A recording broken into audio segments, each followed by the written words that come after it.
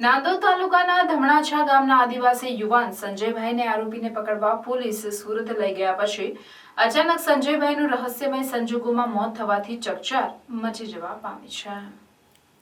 Police દ્વારા સમયસર ઘરે પહોંચાડવાની વાત પછી સંજયભાઈની લાશ સુંદરપુરા પાસે પડી હોવાના સમાચારથી પરિવાર પડી ભાંગ્યો હતો। મૃતદેહને ખાનગી વાહન દ્વારા રાજપીપળા સિવિલ હોસ્પિટલમાં ખસેડાયો હતો। સંજયભાઈનું મોત અકસ્માતમાં થયું હોવાનું જણાવતી પોલીસ સામે પરિવારજનોએ પ્રશ્નો કરી મૃતદેહ સ્વીકારવાની ના પાડી હતી। મૃતદેહને સ્વીકારવાની ના પાડતા પરિવારજનોએ ડેડિયાપાડા ધારાસભ્ય ચૈતર વસાવાને આ અંગે જાણ કરતા તેઓ હોસ્પિટલે પહોંચતા મામલો ગરમાયો હતો, જેમાં ધારાસભ્ય પરિવારજનો અને પોલીસ વચ્ચે ચકમક જરી હતી। આ દરમિયાન મહિલા પોલીસ દ્વારા ધક્કામુક્કીમાં મૃતકની માતા નીચે પડી જતા ઇજાગ્રસ્ત માતાને હોસ્પિટલમાં ખસેડાઈ હતી।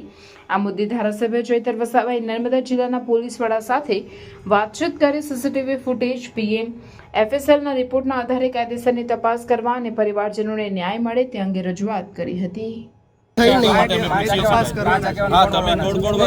તપાસ કરવાના છે, તપાસ નહીં, અમે સામાજિક રીતે એમની સાથે આવીને ઊભા છે, ન્યાય માટે ઊભા છે। તમારી સાથે પણ અમે સીધી વાત કરીએ છીએ, અમે સીધી વાત કરીએ, અમે ન્યાય અપાવવા માટે હા, એટલા માટે અમે 5 મિનિટ છે ને એમને હકીકત પૂછવા માંગીએ છીએ। તમે મળવા માંગો છો કે કેમ? અમે કોણ 5 જણા? હા, તમારા ઘરના શું નામ છે ભાઈ? આપણે એમના 5 જણા આવશે। અમારે બીજી કોઈ વાત નથી, હકીકત જાણવાની છે। તમે મળવા માંગો છો કે કેમ? પછી અમે આગળ વિચારીએ છીએ। કાલે બી એવું કર્યું પૂછી લો તમે, પછી 20 મિનિટ હા, એમાં કા અમારે ખોટું કરવાનું છે? 5-6 વાગ્યા અમે એમને કઈ નહીં કર્યું, જે હકીકત હોય એટલા માટે મેં કીધું, કોઈ બોલાયા નથી। અમે અહીંયા નથી કોઈને બોલાવતા, અમે અહીંયા નથી બોલાવતા। તમે કહેશો ત્યાં જઈને અમારે મળવાનું, તમે કહેતા હોય કે એસપી કચેરી ચાલો તો ત્યાં જઈને મળી લેવાનું, કેમ કે હકીકત જાણવી જરૂરી છે। લોકોમાં શંકા છે તો એનો એમને પણ સંતોષ થવો જોઈએ। લોકોની શંકા છે, એનું કામ કોણ કરશે? ડોક્ટર કરશે, બરોબર છે, પોલીસ કરશે, વાંધો નથી। પણ જે કોઈના કહેવાથી જો સાહેબ પહેલી વાત તો સાંભળો, પોલીસ ડિપાર્ટમેન્ટમાં આટલા બધા 2 મિનિટ શર્મા સાહેબ 2 મિનિટ પોલીસ ડિપાર્ટમેન્ટમાં આટલો બધો તમારો સ્ટાફ કેટલો છે? નર્મદા જિલ્લાનો જીઆરડી કેટલા છે? આપણે હોમગાર્ડ કેટલા છે? કેમ એમાં ડ્રાઈવરો નથી? તો પછી એનો ઉપયોગ કરો ને। તમે લઈ ગયા તો પહેલી વાત તો નથી, તો અમે લઈ ગયા કઈ વાંધો નહીં, લઈ ગયા એનો બી વાંધો નથી, બનાવ બન્યો એનો બી વાંધો નથી, તપાસનો વિષય છે, અમે સહકાર આપવા માંગીએ છીએ। પણ સામાજિક આગેવાન તરીકે અમે પણ જાણવા માંગીએ, અમે પણ જાણવા માંગીએ છીએ, પરિવાર પણ જાણવા માંગે છે। અને આ બાજુ મૂકવા આવવાનું મૂકીને અહીંયા હવે પેલા બૈલુભાઈ ઘરે ગયા ગાડી લેવા, એ લોકો હંગાતે ગયા, કેમેરામાં દેખાય તો અહીંથી ગાડી લઈને એ લોકો પાછા આમ કેમ ગયા, એમ ઘેર બાજુ મૂકવા આવવાનું આવે ને, અને તમને એવું લાગતું હતું તો તમારે એવું કહેવાનું હતું કે ભાઈ અમે ગાડી બેસી જાઓ, તમને મૂકવા આવીએ ઘેર, બાઇક ના લઈ લેશો, એવું તો તમારે કેવું જોઈએ ને। તમે ત્યાંથી બાઇક અપાઈ દીધી એમને કે ભાઈ તું લઈને જા, પણ તમે એ લોકો ના જોયું કે કે ફાઈ જાય તે। આ તો સવારનો બનાવ છે, તો એફઆઈઆર સાંજ પડી, એનું કારણ કે એમાં ફરિયાદમાં બાબુભાઈ અને યોગેશભાઈનું નામ નતા લખતા એ લોકો। મારું એમાં એવું હતું કે તમે એવું કેમ કીધું કે અકસ્માત થતા એમની મરણ થયું? એમનું તો અકસ્માત થતા કોઈ મરણ નહીં થયું કે હાથમાંથી સ્ટેરિંગ ઘુમાવતા, મરણ ખાલી આ ઝટકાના લીધે જ થયું છે। તો એમને એવું નહીં લખ્યું અંદર સ્ટેરિંગ ઘુમાવતા કે એ થઈ ગયું। અને બાબુભાઈને યોગેશભાઈએ જવાબદારી લીધી, ફોન પર વાત થઈ તારે કે અમે ઘરે મૂકી જઈશું, તો ઘરે મૂકવા નહીં આવ્યા, બારોબાર એ બાજુ એમને મર્ડર કરાવી। એ લોકો એ તો ન તે કાલે આયા હતા યોગેશભાઈ ને બાબુભાઈ? તમે એમને ફોન કર્યો તો? ફોન બી કર્યા હતા ને બોલાયા હતા બી, સાહેબને બી કીધું હતું હમણાં સવારના 20 મિનિટ કરીને આખો દિવસ દોડાયો કે આવતા નતા।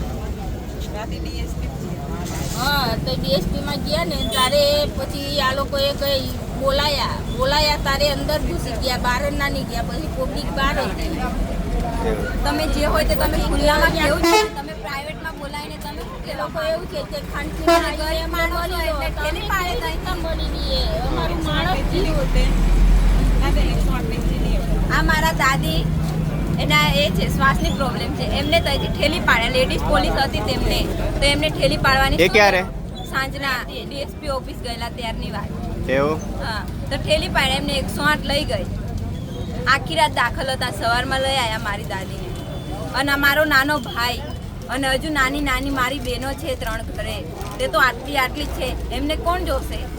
અને એ લોકો તો હંતાતા ફરે છે, એમને કોઈ પકડતું નહીં, ખુલ્લેઆમ ફરે છે. ધમણાસા ગામના સંજયભાઈ વસાવા કરીને એક મરણ પામેલ છે અને આ બનાવ 23મીના રોજ રાત્રે બનાવ બનેલ છે, જેની ડેડ બોડી ગઈકાલે મળેલી છે. ત્યારે પોલીસ દ્વારા એમના પર આકસ્મિક ગુનો નોંધવામાં પણ આવ્યો છે. ત્યારે એની હકીકત શું છે? ઘરના તમામ સદસ્યોનો આક્ષેપ હતો કે કોઈ એમની સાથે અણબનાવ બન્યો હશે, કોઈ ઘટના ઘટી હશે તો જ અમારા સંજયભાઈનું મૃત્યુ થયું છે, એવી પોલીસ પર એમની માગણી હતી કે એમાં યોગ્ય તપાસ થાય. ત્યારે આજે પણ એમની સાથે એમણે જ્યારે અમને બોલાવ્યા ત્યારે એમની સાથે અમે તપાસ અધિકારી શ્રી પીઆઈ સાહેબ તમામ અધિકારીઓને મળ્યા છે અને આ જે પણ બનાવ બન્યો છે એમાં તટસ્થમાં તટસ્થ તપાસ થાય અને એની પરિવારને ન્યાય મળે એ અમે પ્રયાસો કર્યા છે. કદાચ આકસ્મિક બનાવ નોંધ્યો છે છતાંય આમાં કોઈ અઘટિત ઘટના કે અણબનાવ બન્યો હોય તે દિશામાં પણ કડીઓ તપાસવામાં આવે, સીસીટીવી કેમેરા તપાસવામાં આવે અને જે એમનો પરિવાર છે એમને ન્યાય મળે એ મારા પ્રયાસો છે. અને પોલીસ અધિકારી શ્રીઓએ પણ અમને કીધું છે કે કોઈ આમાં દોષી હશે તેમને છોડવામાં નહીં આવશે અને કોઈ નિર્દોષ આમાં ફસાય નહીં એ પ્રકારની તપાસને આગળ વધારવાનું એમણે પણ અમને આશ્વાસન આપ્યું છે. પોલીસ પર આક્ષેપ કરી રહ્યો છે પરિવાર? હા, પરિવારનો એક આક્ષેપ હતો કે અમારા સંજયભાઈ પોલીસ અધિકારીઓ સાથે ફરતા હતા અને આ બનાવ બન્યો છે. ત્યારે પોલીસ અધિકારીઓએ પણ ખુલાસો કર્યો છે અને થોડા સીસીટીવી ફૂટેજ ને આ તે એમના પાસે પુરાવા હતા, કોલ ડિટેલ હતી, એ પણ એમણે અમને જણાવી છે. ત્યારે એમના પરિવારને પણ હાલના તબક્કે એ જાણ અમે કરી છે ને સાથે જ હતા બધા પરિવારો. અને આગળ જે પણ પંચક્યાસ હશે એમાં પંચો રાખવાના હશે કે સાક્ષી રાખવાના હશે, એમના જે પણ નિવેદનો હશે પોલીસે પણ કીધું કે એમાં પણ તમને સાથે રાખીશું, એફએસએલ પણ કરાવીશું, ડૉક્ટરની પેનલમાં પીએમ થશે અને જે પણ તપાસમાં બહાર આવશે એ તરફની આગળની તપાસ આગળ વધશે.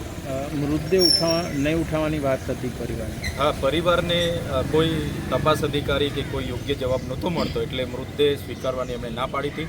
પણ અમે આવ્યાથી પોલીસ અધિકારીઓએ અમારી સાથે હમણાં સંકલનની બેઠક કરી અને બધી જ રીતે એમણે ખુલાસો કર્યા છે. ત્યારે હવે પરિવાર અને અમે બધાએ સહમતિ આપી છે, હમણાં સહી પણ કરી છે, તો મૃતદેહ હમણાં લઈ જઈને એમની અગ્નિ સંસ્કારના કાર્યવિધિ આગળ વધશે.